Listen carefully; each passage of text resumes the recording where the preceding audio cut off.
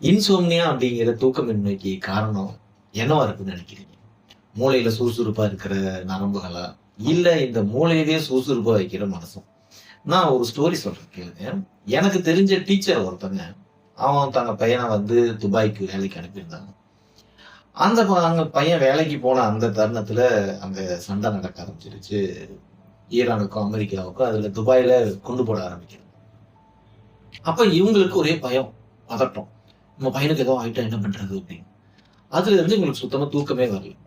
அதுக்கப்புறம் சண்டையெல்லாம் ஓரளவுக்கு முடிஞ்சிருச்சு.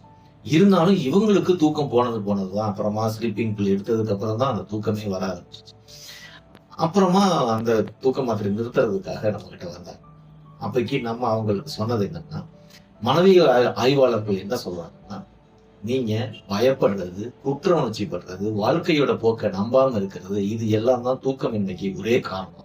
அதனால நீங்க பயப்படாம, குற்ற உணர்ச்சி படாம, வாழ்க்கையோட போக்க நம்ப ஆரம்பிச்சீங்கன்னாவே உங்களுக்கு தூக்கம் நல்லா இயல்பா வந்துரும் அப்படின்னு சொல்றாங்க. அதையே அவங்களுக்கும் நான் சொல்லி அத அவங்க பிராக்டிஸ் பண்ண ஆரம்பிக்கிறாங்க.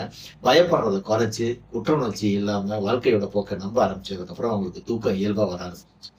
உங்களுக்கும் தூக்கம் இயல்பா வரணும்னா பயப்படாதீங்க, குற்ற உணர்ச்சி படாதீங்க, வாழ்க்கையோட போக்க நம்புங்க.